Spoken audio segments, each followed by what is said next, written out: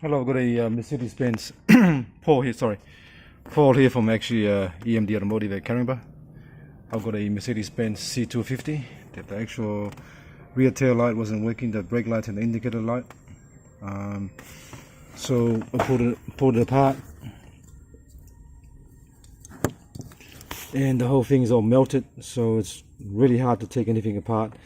I've got the special tool to do it, to pull the plugs out, but it doesn't even work. It doesn't work because the whole plug's all melted. You see here, I've been trying to pry it off with the actual pick, and slowly cut it one by one on the housing here.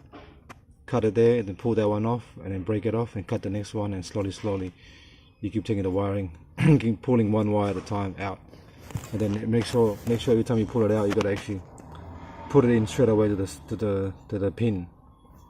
So it's usually, that's how it sits in the car, like that. Yellow, green, black, yellow, white, green, brown, black, and then you have this green, black, and after that you got the brown. Your earth wire is burned off, see here, so I've finished. So I've got a new, brand new one of those from Mercedes-Benz, and a new plug for the earth. Alright, so usually it would be quick to do this, but this one here is burnt really bad, so it's really hard. I can't even use a special tool. It doesn't work. Because the plastics are deformed. So even if you use a special tool to bend the tabs down, so you can slide the pins out, it doesn't work. Alright, and so I've got to use that little cutter here.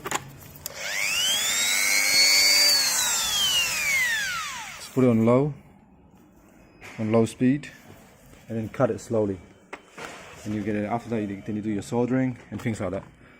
Alright, thanks for watching, and please subscribe.